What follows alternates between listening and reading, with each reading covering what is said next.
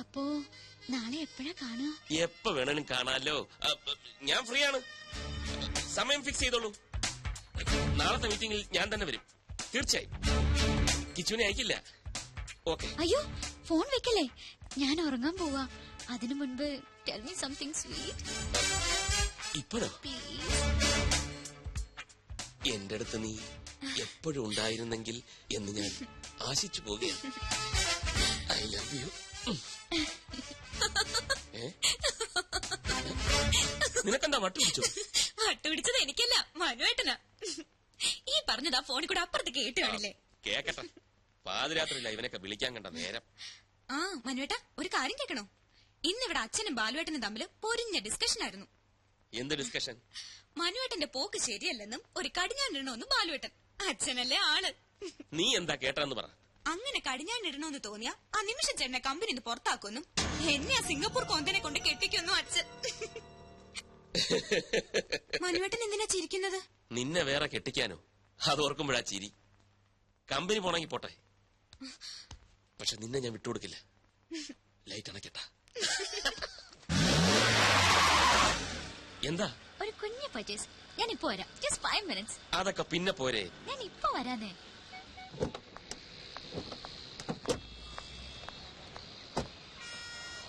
ഇതൊരു നടക്ക് പോവില്ല.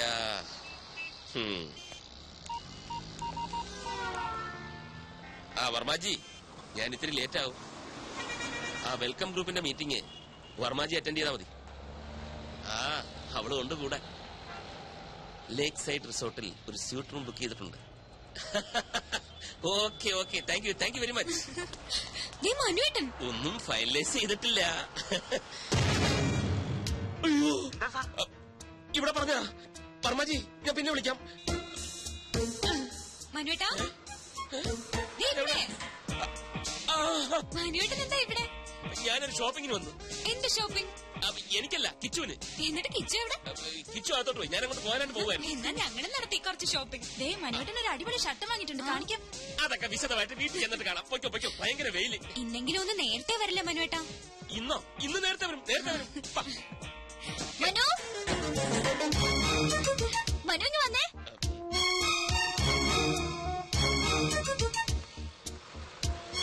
ഇതുണ്ടോ? നോക്കിയേ ഞാൻ എന്താ വാങ്ങിയെന്ന്. ഇഷ്ടായോ? റിങ് കൊള്ളാല്ലേ? പൊയ്ക്കോ. ഇതാരാ മനുവേട്ടാ? മനസ്സിലായില്ലേ? ഇതാകില്ല. എന്നുവെച്ചാരാ? നമ്മുടെ കിച്ചുവില്ലേ, കിച്ചുവിന്റെ വൈഫ്.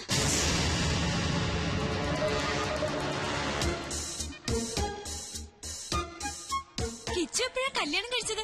ഇതേ ചോദ്യം ഞാനും ചോദിച്ചു. കള്ളൻ ആരോടും പറഞ്ഞില്ല. ഇന്നാ ഞാനും അറിയുന്നത്. കിച്ചു അവിടെ ഷോപ്പിംഗ് കഴിഞ്ഞില്ലേ? ഒരാളെ ഇങ്ങോട്ട് പരിചയപ്പെടുത്തുമ്പോ തിരിച്ചും പരിചയപ്പെടുത്തണ്ടേ? ഈ മനുവേട്ടന്റെ ഒരു കാര്യം. ഇത് രഞ്ജു, ഇത് അഖില. അല്ല ഇത് മതി, ഞാൻ പറഞ്ഞോളാം. അഖില, ഞാൻ രഞ്ജു, മനുവേട്ടന്റെ ഭാര്യ.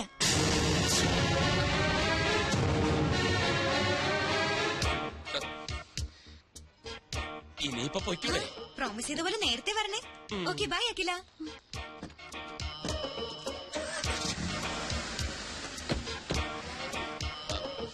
അഖില, കള്ളനാ നിങ്ങൾ. പേരും കള്ളൻ, ചീറ്റ്. അഖില, ഞാൻ പറയുന്നൊന്ന് കേൾക്കൂ. എനിക്ക് കാണണ്ട ഇനി നിങ്ങള്.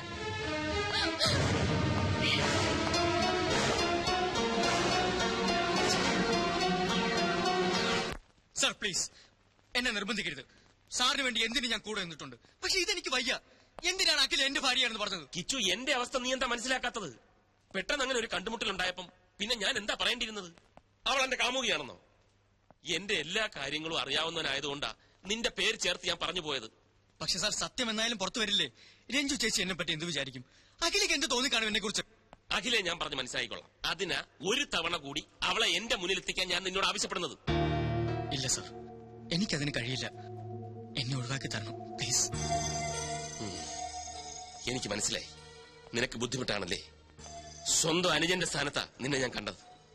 ഏതാപത്തിനും കൂടെ നിൽക്കുമെന്ന് വിചാരിച്ചു. തെറ്റിപ്പോയി, എനിക്ക് തെറ്റിപ്പോയി. ചെന്ന് പറയാൻ ഞാൻ രഞ്ജുവിനോട് എല്ലാം നുണയായിരുന്നു. അഖില എന്റെ കാമുകയാണെന്ന്. അതോടെ എല്ലാം അവസാനിക്കും. ഈ സ്ഥാപനവും സ്ഥാനമാനങ്ങളും എല്ലാം തകർന്നടിയട്ടെ. ഞാനൊരു തെണ്ടിയെ പോലെ ഈ റോഡിലൂടെ അലയട്ടെ. എല്ലാം എന്നാ പിന്നെ എന്തിനാ നിന്റെ സ്വപ്ന സൗധം മാത്രം ബാക്കി? അതും പറയാം സാർ. അതൊന്നും കാട്ടരുത്. മാറ്റി എന്റെ ജീവിതം തുലച്ചിട്ട് ഇവിടെ അങ്ങനെ ആരുടെയും സ്വപ്നങ്ങൾ പൂവണിയുണ്ട്.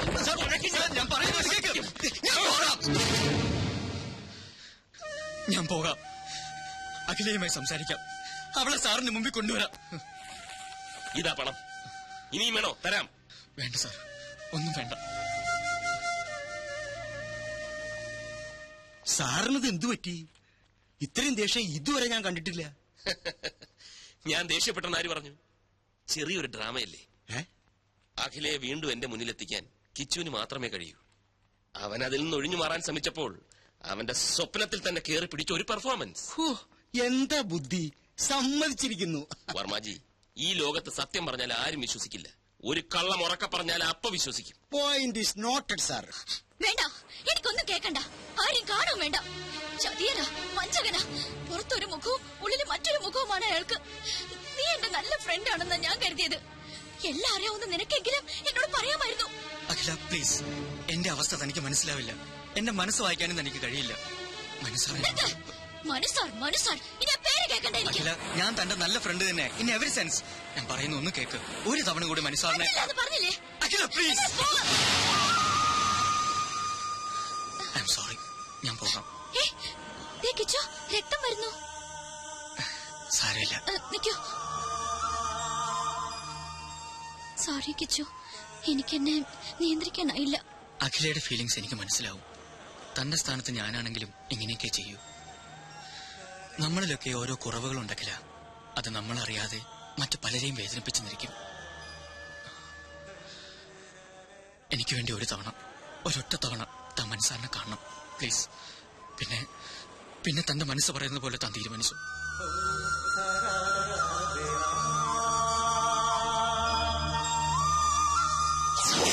ഇനി എന്താ പറയാനുള്ളത്? ഒരു നുണ മറയ്ക്കാൻ മറ്റൊരു നുണ, അല്ലാതെന്താ? അഖിലയോട് ഞാൻ ഒരു നുണയും പറഞ്ഞിട്ടില്ല. ഇല്ലായിരിക്കാം, പക്ഷേ പറയേണ്ട ഒരു സത്യം മാത്രം പറഞ്ഞില്ല. നിങ്ങൾ വിവാഹിതനാണെന്ന സത്യം. ഇല്ല, പറഞ്ഞില്ല. എന്തുകൊണ്ട്? അത് സത്യമല്ലാത്തതുകൊണ്ട്. രഞ്ജു എന്റെ അമ്മാവന്റെ മകളാണ്. സ്നേഹിച്ച പുരുഷൻ വിവാഹത്തലേന്ന് കാലുമാറിയപ്പോ മറ്റേതൊരു പെൺകുട്ടിയെയും പോലെ മാനസികമായി അവളും തകർന്നുപോയി. 3 ദിവസം ബോധം നശിച്ച ആശുപത്രിയിൽ കിടന്ന അവൾ ബോധം വന്നപ്പോൾ ആദ്യം മുന്നിൽ കണ്ടത് എന്നെയാണ്. സത്യത്തിൽ എന്റെ ദുരവസ്ഥ അവിടെ തുടങ്ങിയായിരുന്നു. അവളുടെ വിവാഹം കഴിഞ്ഞെന്നും അവളെ സ്നേഹിച്ച ചെറുപ്പക്കാരൻ ഞാനാണെന്നുമുള്ള വിചിത്രമായ വിചാരം എങ്ങനെയോ മനസ്സിൽ കടന്നുകൂടി. അത് തിരുത്താൻ പോയപ്പം ആകെ വയലന്റായി. ഡോക്ടറുടെ നിർദ്ദേശപ്രകാരം ഇന്നും ഞാൻ അങ്ങനെ അഭിനയിക്കുകയാണ്. അഖിലയ്ക്ക് ഓർമ്മയില്ലേ, ഞാൻ അവളുടെ ഭർത്താവാണെന്ന് അവളെന്ന് പറഞ്ഞപ്പം ഒപ്പം ഉണ്ടായിരുന്ന അമ്മു ഒന്നും മിണ്ടിയില്ല. എന്തുകൊണ്ട്? മിണ്ടിയാൽ അവിടെ ഒരു സീൻ ഉണ്ടാവുമെന്ന് അമ്മുവിനും അറിയാം. പാവം അമ്മുവിന് പോലും അഭിനയിക്കേണ്ടി വന്നു. ആ അവസ്ഥയിൽ ഞാൻ സ്നേഹിക്കുന്ന പെൺകുട്ടിയാണ് അഖിലയെന്ന് രഞ്ജുവിനോട് പറഞ്ഞാൽ എങ്ങനെയിരിക്കും? ഒന്ന് ആലോചിച്ച് നോക്ക്. അടുത്ത മാസം ചികിത്സയ്ക്കായി അവൾ ബാംഗ്ലൂർക്ക് പോവുകയാണ്. ഇനി അഖില എന്നോട് പിണങ്ങിയാലും ശരി, എന്നെ വെറുത്താലും ശരി, പഴയ രഞ്ജുവിനെ വീണ്ടെടുക്കാൻ വേണ്ടി എനിക്ക് അഭിനയിച്ചേ പറ്റൂ. സോറി.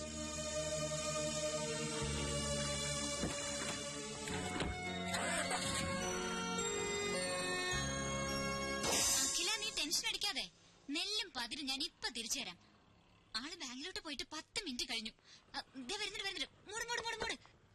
ഹായ്, അമ്മു അല്ലേ? അതെ, ഞാൻ ഡോക്ടർ ജയലക്ഷ്മിയുടെ കസിൻ ജോൾസിന. ഇതെന്റെ ഫ്രണ്ട്. അമ്മു എന്നെ ഹെൽപ്പ് ചെയ്യണം. ഞാനോ? എങ്ങനെ? ഞാൻ പറയാം. മനസാറിന്റെ കമ്പനിയില് ഞാനൊരു പോസ്റ്റിന് അപ്ലൈ ചെയ്തിട്ടുണ്ട്. അമ്മ ഒന്ന് മനസാറിനോട് റെക്കമെൻഡ് ചെയ്യും. അയ്യോ, ഞാൻ പറഞ്ഞാലൊന്നും മനോട്ടൻ കേക്കില്ല. ഓടിക്ക് തന്നെ.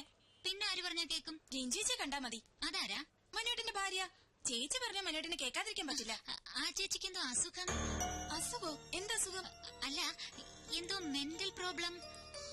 മൈ ഗാഡ്, നിങ്ങൾ എന്താ ഈ പറയുന്നേ? നിങ്ങൾക്ക് എവിടെ ഈ ന്യൂസ് കിട്ടിയത്? മനോട്ടന്റെ ചെവിയിലെങ്ങാൻ ഇതെത്തണം.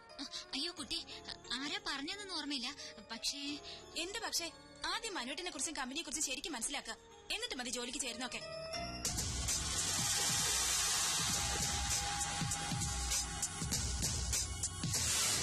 എന്ത് മണ്ടത്തരമാക്കി നീ പറയുന്നേ?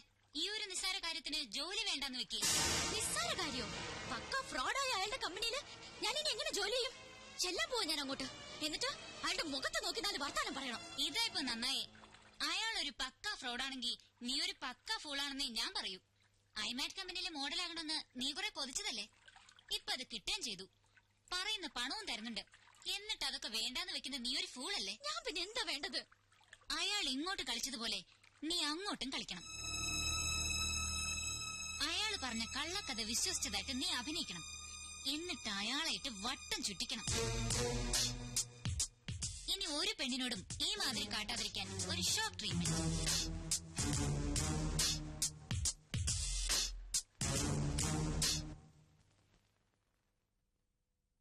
ഞാൻ ആലോചിക്കുകയായിരുന്നു നമ്മുടെ കിച്ചുവിന്റെ കാര്യം. കിച്ചുവിന് എന്ത് പറ്റി? പച്ച പാവായിരുന്ന ചെക്കൻ ഇത്ര പെട്ടെന്നൊരു കല്യാണം കഴിച്ചു എന്ന് എനിക്ക് വിശ്വസിക്കാനേ വയ്യ. ഈ പ്രേമത്തിന് കണ്ണില്ലെന്നല്ലേ, ഇതും ചെയ്യും ഇതിനപ്പുറവും ചെയ്യും. നമ്മളും അങ്ങനെ തന്നെ ആയിരുന്നല്ലോ. നിന്റെ അച്ഛന്റെ കണ്ണ് വെട്ടിച്ച് 1 കൊല്ലമല്ലേ പ്രേമിച്ച് നടന്നത്. അതിന് ഇയാള് പച്ച പാവൊന്നും ആയിരുന്നില്ലല്ലോ. പാവമാണോ പിഴയാണോ എന്ന് ഇങ്ങനെയൊക്കെയല്ലേ അറിയുന്നത്. അവന്റെ കണ്ണിന്റെ പുറത്തൊരു കറുത്ത പാറ വീണ് കിടക്കുന്ന കണ്ടില്ലേ, ലവിന്റെയാ. ഏതായാലും നമ്മുടെ കമ്പനിയിലെ ഒരു സ്റ്റാഫല്ലേ, നമുക്കൊരു വിവാഹ സമ്മാനം കൊടുക്കണം. അതെ അതെ, ഞാനും അത് ആലോചിച്ചു. നാളെ തന്നെ ഒരു ഗിഫ്റ്റ് വാങ്ങിച്ചു കൊടുക്കും. അയ്യോ അതുപോരാ, ഒരു സർപ്രൈസ് ആവട്ടെ. നമ്മൾ തന്നെ അത് നേരിട്ട് അവരുടെ വീട്ടിൽ കൊണ്ടുപോയി കൊടുക്കണം. അവരുടെ വീട്ടിലാ? അതെ, അതിനെന്താ? ഒന്നുമില്ല, പക്ഷെ നമ്മളെ ശമ്പളം വാങ്ങുന്ന നമ്മുടെ സ്റ്റാഫിന്റെ വീട്ടിൽ നമ്മൾ പോകുന്നത് അത് വേണോ? വേണം. ഈ മനുവേട്ടന്റെ ഒരു കോംപ്ലക്സ്. മനുവേട്ടൻ വരുന്നില്ലെങ്കിൽ വരണ്ട, ഞാൻ പൊയ്ക്കോളാം. വേണ്ട വേണ്ട, നമുക്ക് ഒരുമിച്ച് പോകാം, അതാ എല്ലാവർക്കും നല്ലത്. സാർ, ഇത് വെറുതെ കുഴപ്പത്തിനാണ്. ഒരിക്കലൊരു നുണ പറഞ്ഞു, രഞ്ജി ചേച്ചി അത് വിശ്വസിക്കുകയും ചെയ്തു. ഇനിയെങ്കിലും ഇതൊന്ന് നിർത്തിക്കൂടെ? നിർത്താമായിരുന്നു, പക്ഷെ അവൾ വിശ്വസിച്ചു പോയില്ലേ. ഇനി പൊളിഞ്ഞാലാണ് കൂടുതൽ കുഴപ്പം. കറക്റ്റ്. ഈ കിച്ചുവിന് എന്താ പറഞ്ഞാ മനസ്സിലാവാത്തത്? കണ്ടോ കണ്ടോ, അഖിലയ്ക്ക് കോമൺ സെൻസ് ഉണ്ട്. പിടിച്ചു നിൽക്കാൻ ഞാൻ ഒരു നുണ പറഞ്ഞുപോയി. അതിൽ നിന്ന് രക്ഷപ്പെടാൻ ഞാൻ എന്തോ ചെയ്യണം? തൂങ്ങിച്ചാവണോ? Yes sir. ഞങ്ങൾ ഇപ്പൊ എന്താ ചെയ്യേണ്ടത് സാറ് പറ. ഒരൊറ്റ മണിക്കൂർ നേരത്തെ കാര്യം. നാളെ രാത്രി ഞങ്ങൾ രണ്ടുപേരും നിന്റെ വീട്ടിൽ ഡിന്നറിന് വരുന്നു. മടങ്ങി പോകുന്നത് വരെ ഞങ്ങളുടെ മുമ്പിൽ ഭാര്യ ഭർത്താക്കന്മാരെ നിങ്ങൾ അഭിനയിക്കുന്നു. അത്രേ ഉള്ളൂ. സിമ്പിൾ അല്ലേ? അതിലും സിമ്പിളായി വേറൊന്നുണ്ട്. എന്താ? ഞങ്ങൾ ഹണിമൂണിന് പോയെന്ന് പറഞ്ഞ പോലെ. അതൊന്നും വേണ്ട. അയ്യേ, ഞാൻ പറയുന്ന പോലെ അങ്ങോട്ട് കേട്ടാ മതി. പക്ഷെ വേറെ പ്രശ്നമുണ്ട് സാറേ. ഒരു പ്രശ്നമില്ല. കിച്ചുന് എന്താ എത്ര ഭയം? ഞാൻ റെഡിയാ. അതല്ല പ്രശ്നം. എന്റെ വീട് കണ്ട ഒരു വിവാഹിതന്റെ വീടാണെന്ന് പറയേയില്ല. അതെന്താ, നിന്റെ വീട്ടിന് മുമ്പിൽ എഴുതി വെച്ചിട്ടുണ്ടോ ഞാൻ വിവാഹിതനല്ലേ എന്ന്? അങ്ങനെ എഴുതി വെക്കേണ്ട ആവശ്യമില്ലല്ലോ സാർ. ഒരു ഡൈനിങ് ടേബിൾ ഇല്ല, ഒരു അലമാരിയില്ല, ഒരു സോഫ സെറ്റ് ഇല്ല, ഒരു വാഷിംഗ് മെഷീൻ ഇല്ല, പിന്നെ ഒരു ടിവി ഇല്ല, ഫ്രിഡ്ജ് ഇല്ല, കിച്ചൺ വെസൽസ് ഇല്ല. അയ്യോ, പിന്നെ മെയിൻ ഐറ്റം ഒരു ഡബിൾ കോട്ട് ബെഡ്. നിങ്ങൾക്ക് കിടന്ന് ഇങ്ങനെ. ഓ, എന്നാ പിന്നെ ഒരു കൊച്ചിനെ കൂടെ വേണിയില്ല. എന്താന്ന് വെച്ചാ വാങ്ങി. ഞാൻ ഡബിൾ കോട്ട് വേണ്ട. അയ്യോ, രഞ്ജു ചേച്ചി ചോദിച്ചാൽ ഞാനെന്ത് പറയും? ഡബിൾ കോട്ട് റിപ്പയറിന് കൊടുത്തിരിക്കാന്ന് പറഞ്ഞാൽ മതി. ചെല്ലി.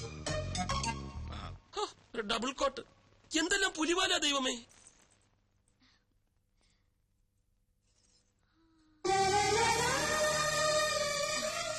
കിച്ചു എങ്ങനെയുണ്ട്? സാരി എനിക്ക് ചേരുന്നുണ്ടോ?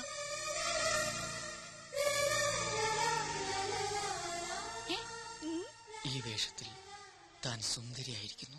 അല്ലെങ്കിൽ ഞാൻ സുന്ദരിയല്ലേ? എന്നല്ല, ഇപ്പൊ കണ്ട ഒരു നവവധുവിനെ പോലെ തന്നെയുണ്ട്. അയ്യേ, ഇതൊന്നൊരു വേഷം കിച്ചു. പുതിയ ഷർട്ട് ഇട്ട് നിൽക്കാൻ ഞാൻ പറഞ്ഞതല്ലേ. ഇതൊക്കെ ഞാൻ ഇവിടെ വാങ്ങി വെച്ചിരിക്കുന്നത്. ഇതൊക്കെ മതിയെന്ന്. പോരാ, അഖിലയുടെ ഹസ്ബൻഡായി അഭിനയിക്കാൻ ഇത്രയും ഗ്ലാമർ പോരാ. ഇനി ഇത് അങ്ങോട്ടിട്ടെ.